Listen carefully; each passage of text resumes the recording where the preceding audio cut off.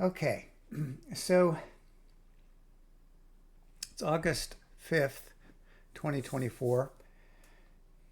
It's funny, I did a video, a bunch of people watched it. I didn't even tell anybody about that one, but maybe it had to do with the title. Um, I guess that's pretty important, but I don't market these, I don't put them out, I don't even tell anybody about them. Somebody's starting to watch them, and that makes me happy. If somebody gains one little piece of knowledge, spiritual knowledge or inspiration or maybe motivation to find their path, I'll be excited. So, this is going to have a little bit of story that I've told before about how I got involved with the religions of India. But I'm going to be talking about, I don't know the title because I want the title to be attractive or interesting. But this is all about Swami Vivekananda. And Vivekananda, let me just put this up here in case not really that familiar with the spelling. Vivekananda. He's a Swami, and he was a disciple of the great Ramakrishna, who was mid to later 1800s in India. Some say an avatar or an incarnation of God, of pure consciousness. Interestingly enough, Vivekananda, though, became, in essence, the leader after Ramakrishna passed away. He became, in my mind, the inspiration and leader of the Ramakrishna order. And what this man did is just incredible. And he started, or because of his efforts, over 100 Ramakrishna monasteries and centers, temples were started. They have a big, he went through America and Europe. They have a house in Pasadena called Ramakrishna House, Vivekananda House. Hospitals started. They have a bridge there where the temple Dakshineshwar and the Ramakrishna order temple Belur-Math, Belurmath, Belur-Math. And they have a big bridge there over the Ganges, which is called Vivekananda Bridge. An incredible man, and I think he was only about 36 when he passed away. But what he did was just extraordinary in life. And so that's just kind of a little introduction, and I'm going to provide some quotes that I just, when I need a little inspiration or I like a little bit of truth, spiritual truth, I like going to these. They make me feel good. But there's more to this video than that. And I really do believe that, as some of these quotes will say, it's all in you. All the truth's in you. Follow that path. And this guy, Vivekananda, when I say this guy, I feel like it's almost disrespectful, but this man is probably the reason I started looking into India. And as the story went, I was just trying to understand lots of different religions, mainly because I had clients of different religions. And I found it very interesting. I found these clients to be great people, and I found how they followed their paths to be very interesting. And I think in America, Buddhism is more, I want to say, accepted. One person at one temple said they think it's just, they don't even know why it is. And I was at a temple, a Hindu temple in Santa Barbara, and I was in their bookstore, and he said, look, this is all Vivekananda and Ramakrishna, and we're a Hindu Ramakrishna temple. And he said, but look, we have a lot of Buddhist books and sculptures and stuff. And most people come in and say they're looking for Buddhist ideas, but then they start to get fascinated by Vivekananda and Ramakrishna. I think there's a little more acceptance of the Buddhism. But, Vivekananda was the guy for me. And what happened is I wanted to find a Buddhist temple to go just see what it was. This is many years ago in Sacramento area, and there wasn't one at the time. Or if there was, I sure couldn't find it. and I looked up Hindu temples, and a lot of them just weren't quite what I was thinking about. They were, yeah. And in this little hidden, it was 10 acres, but this little sign that said, I don't know what, it was a magnet that drew me in. And it was a Vedanta monastery, a Vedanta Ramakrishna monastery. And I went in and it was just fabulous. And the first book I got, or one of the first books, was by Swami Vivekananda.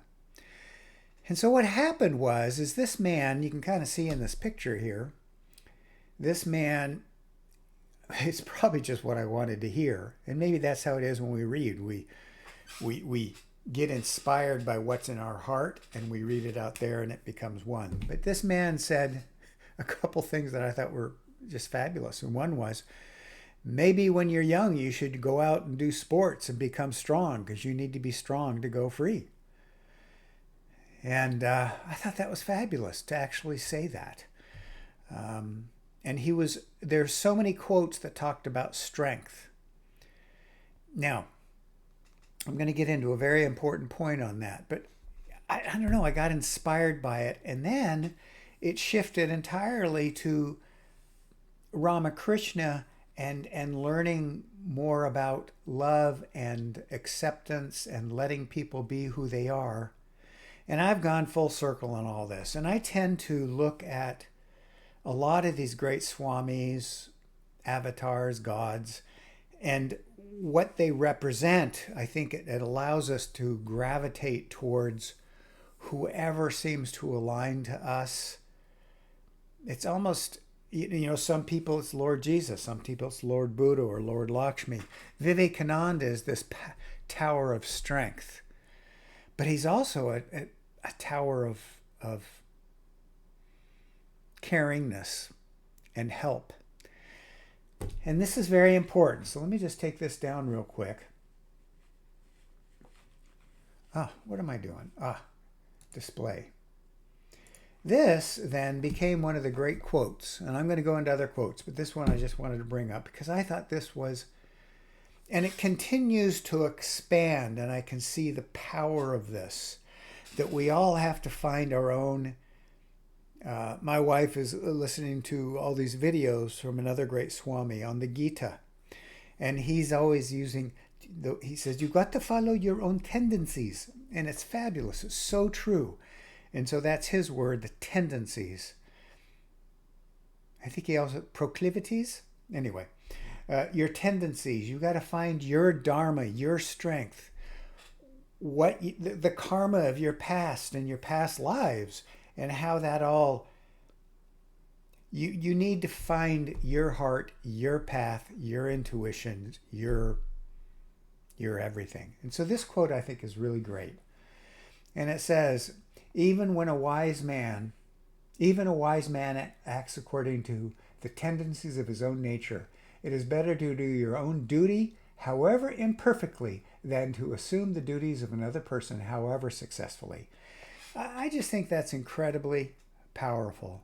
Find your dharma, your tendencies. We hear about this in life. We're growing up. I think good parenting would say, son, find your own path, find what you're good at, your tendencies, and do that. But we get swayed by the cultures, we get swayed by the outside environment, and suddenly we can find ourselves doing something that is not our dharma, not our job, not our duty, not who we are. And this was written from the idea of religion, but better die in your own path than attempt the path of another. That was a Lord Krishna quote. That is my path, and I'm down here, and you're way up there, and I'm always tempted to give up my path, thinking I will go there and be with you. No, find your path. It's one of the things I really like about Vedanta Hinduism. They say, look, all of these paths, many paths, same end. Find that gets you, that works for you. Therefore, better die working out your own religion than following another's natural religion, however great it may appear to you. That was in the book by Swami Vivekananda and Christopher Isherwood on the Bhagavad Gita. And I remember reading that thinking, and maybe it was because what had occurred to me in my life, but I think most people find themselves getting hammered or swayed by others. We get swayed by what other people are doing, or they're successful. So then we start to think maybe our path or what we're thinking is wrong. That's all I can say. So Swami Vivekananda, yeah. I think this is really, really important. And I'm just saying, follow your own tendencies, follow your dharma, your path. And there's the quote. So I'll just leave it at that. So back to the Vivekananda, I'm just going to read some things off. And, you know, I was going to find 5 or 10 great quotes, but in a way, I think that's a disservice. I think, yeah. So let's just go back to here, and I'm just going to read a few. If you look up Swami Vivekananda quotes, you're just going to, there's one website that says 1,157 great quotes by Swami Vivekananda. I'm sure Christians do the same thing with quotes from the great Lord Jesus or his great disciples, and I'm sure Buddhists do the same thing. Find what works for you is the point. So this one is from a website. I just pulled these up. I don't know. Gratitude, the Life blog. Fine. Just Google Swami Vivekananda quotes. I thought this was a great one. We'll just start at the top. In a conflict between the heart and the brain, follow your heart. I think this is great. This is another, these are quotes on, you can tell I like the ones on strength and follow your heart. Do not wait for anybody or anything. Do whatever you can. Build your hope on none. Do your thing. Go out and do it. If you fall on your head, so what? I know he's got a quote on that, but I can't even find it. He just said, so what? Which is, by the way, karma yoga. Just do the best you can. Don't worry about the result. If it flops, if it's not your thing, go find your thing. I like that. I just like those. You have to grow from the inside out. None can teach you. None can make you spiritual. There is no other teacher but your own soul. Wow. Let's see. We reap what we sow. We are the makers of our own fate. None else has the blame. None has the praise. Wow. It just goes on and on and on. Yeah. Let me see about this one. I'll go to this one.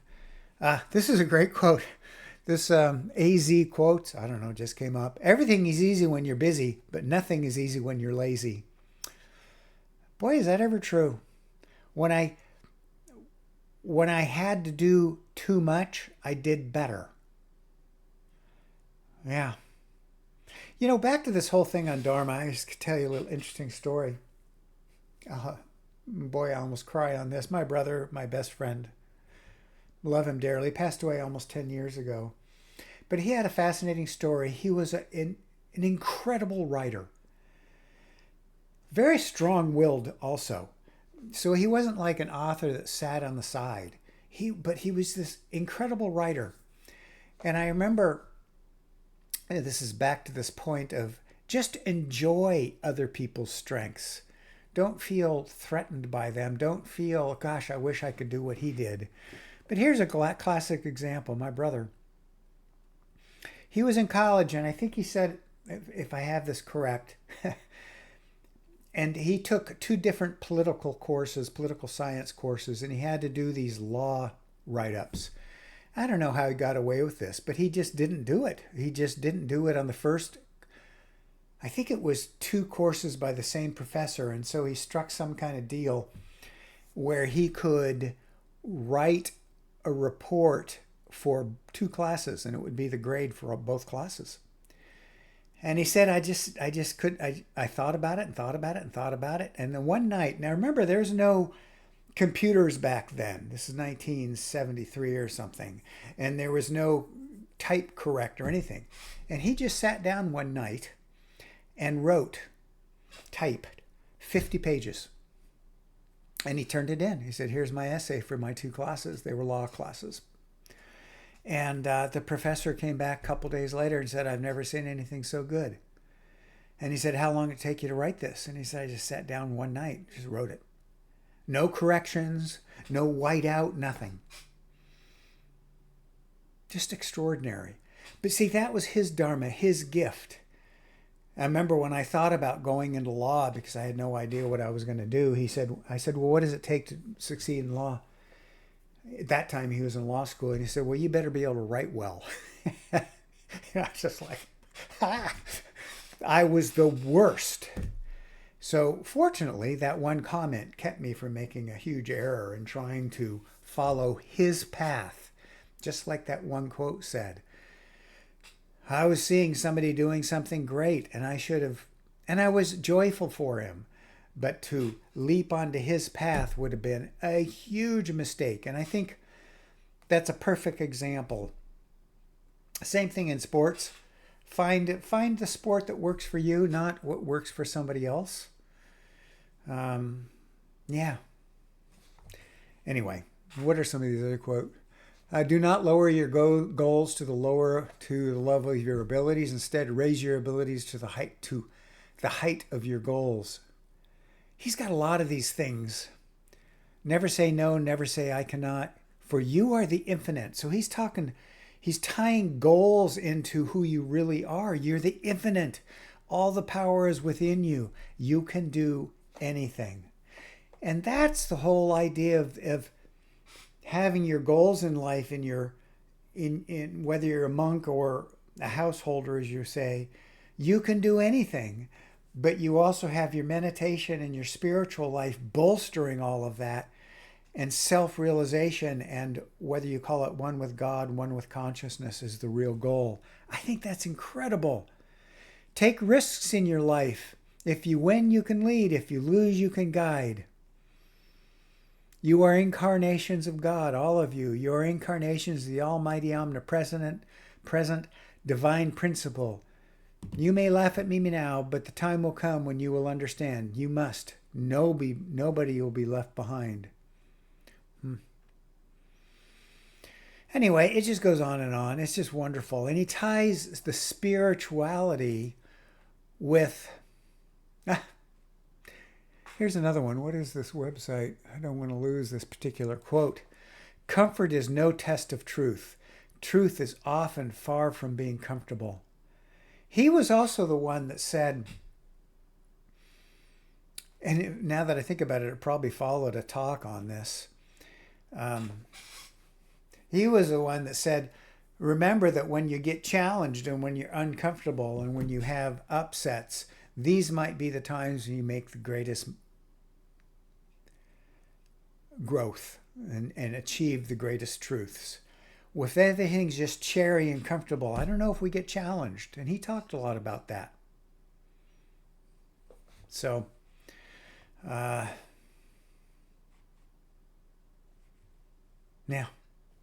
the more we grow in love, virtue, and holiness, the more we see love, virtue, and holiness. Wow. Yeah. You have to grow from the inside out. None can teach you. None can make you spiritual. That. Yeah. So I'll just leave that there. The greatest religion is to be true to your own nature. Have faith in yourselves. Stand up. Be bold. Be strong. Take the whole responsibility on your own shoulders and know that you are the creator of your own destiny. There. Wow, we are what our thoughts have made us. So take care about what you think. Words are secondary. Thank you. Thoughts live. They travel far. I'm just going to leave on those right there. An advertisement on a toilet. Right there. Those are the best. So what is that website? Let me go back to that. I don't know. Doesn't even say what the website is. 60 Swami Vivekananda quotes. So type in again Vivekananda quotes and there you'll be. yeah, I don't know if I have anything else to say on that. It's find your dharma, find your path, be true to your path, and realize your thoughts of the past, present, and future create your future, create who you are. It was the great Buddhist that said, "You are what you think." A great Buddha said, "You are what you think." But you know, all these great swamis say the same thing. I'm sure there's quotes of Lord Jesus saying that.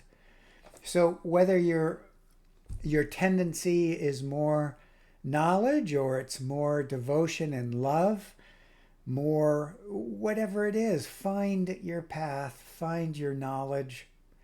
Yeah, great stuff. And I apologize. Vivekananda is so important to me. Not that I follow him. That's kind of an interesting little comment. Maybe I'll end it on this. But Ramakrishna, in his book, The Gospels of Ramakrishna, on the right there, talked about each person, even if you're on the path of following, let's say, a Lord Jesus or a Lord Ramakrishna or Lord Lakshmi, that you can worship or be one with them in many different ways. You can treat them as a mother, as a father, as a swami, as a friend, as a guru, as a mother. And whatever works for you. When I look at Vivekananda, I just see him as a guru and a best friend, but not a guru that I necessarily follow, just as just a powerhouse. Maybe that's the way I look at him. And so yeah. So when I say here's these great quotes, and when I meditate on Vivekananda, I just thank him. I thank him. I thank all of these great ones for being these guiding lights. And maybe that's a good way to end it right there. Oh, as my dogs start howling out there.